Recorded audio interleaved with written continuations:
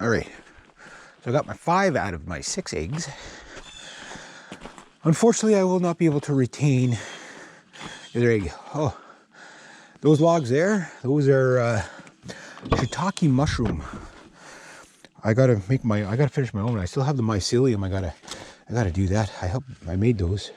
Those are fun to make.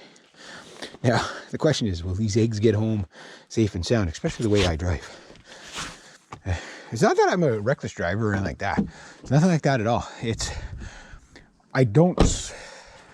Because I have a truck, my beautiful truck, Freddy. Let's have a look at Freddy. The big red road beast, Freddy. Doesn't he look good? Needs to be washed, but about another month and a half, I'll be parking this guy and getting some work done on him. But it's just like, I always calculate the height of my wheel, the height of my truck, right? And if I can just ride over it, I just do that instead of try to swerve around, because that takes more time, right? You know, thought I'd do vlogs today. See how this goes.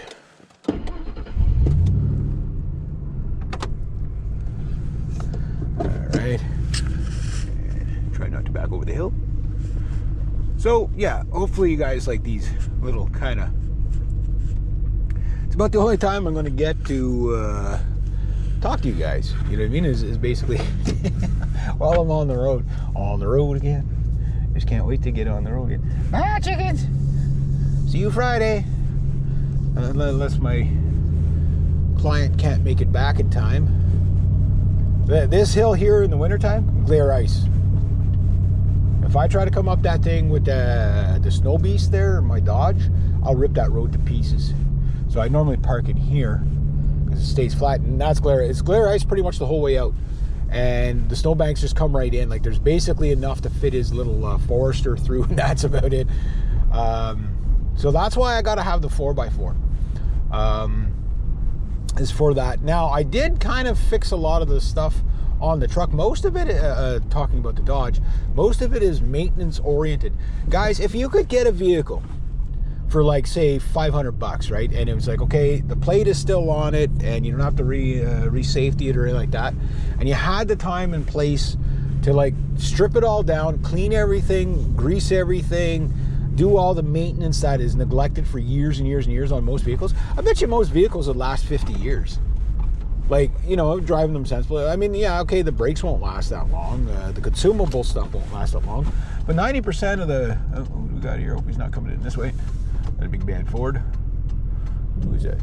That's... I know the truck. Just try to forget who's driving it. Yeah, I know people's trucks better than I know them. Oh, geez, I'm getting low on gas. Almost had a quarter tank. How did that happen? I guess I've been driving around all week without putting gas in. That's probably how that happened. Oh,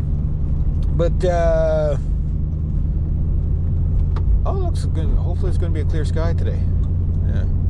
'Cause I got like a lot of metal stuff to do today. But yeah, like just maintaining a vehicle is 80% of... Like anytime a friend of mine shows me his new vehicle, like one of my friends got a 2008 Mazda 3. Those things are really fun. It's an automatic. It's not the standard.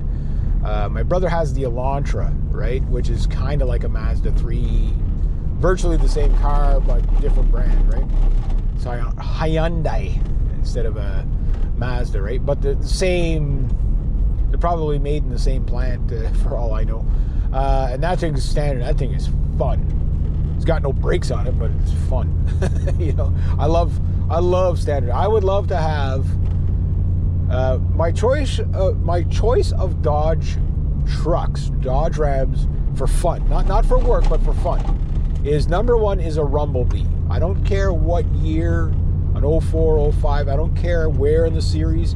A Rumblebee with the shift. I don't know if it's 5-speed or 6-speed. I can't remember. Or the SRT 10, which would just be stupid to have. Dodge Ram 1500 SRT 10. Again, you know, that would be, that's your sports car and your work vehicle in one, like big V10 in it. And then the third would be a Dodge Daytona, which is basically the same as the Rumblebee. but the Daytona might not be quite as hopped up as the Rum will be. I don't know if the Daytona's Dodge Ram 1500 Daytonas, I'd get that the goldish brownish one. I think that one just looks so sharp. Like, my favorite color is blue, but for some reason I find that truck, with the way the stripe is, it just, they got the paint right on that one for sure. Some of the newer Rams, like that pumpkin orange one, washboard, that pumpkin orange one and that lime green one, I like that one. But that blue, Ford and Dodge have this, it's not a metallic blue, it's kind of like a metallic blue, but it's lighter. It's not a baby blue, it's not a midnight Manhattan blue, or like a navy blue, but it's somewhere in between. And I think it just looks so good. As Pauly Shore used to say, that's so greasy. Yeah, it was, and you see the Ford has it. I remember I saw one of the Fords in the dealership with it, you know, sitting in the showroom floor, everything clean, tires clean, everything like that. And I just looked at it, I'm just like, man, that is gorgeous. Like my nephew would say, that's really, what do you call it, delicious. When he sees a vehicle he likes, he goes, that's so delicious. His favorite vehicle is a Bugatti Veyron, right? He's never seen one, but he saw the next best thing, which would be an Audi R8 or R10 or whatever it is.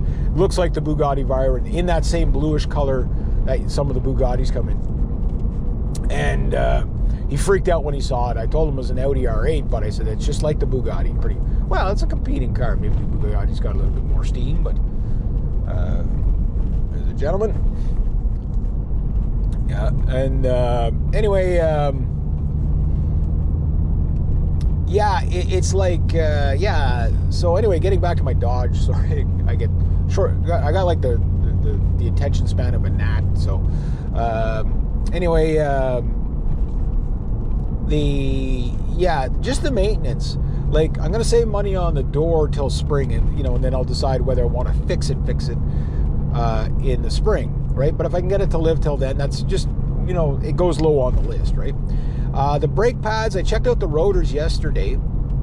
The rear rotors, I don't want to pad slap it, but the rotors aren't so bad that it's like, okay, am I going to cost myself some wheel bearings and like be dangerous on the road with it? No, the lip isn't fully on those rotors. Those rotors are probably only maybe a couple of years old.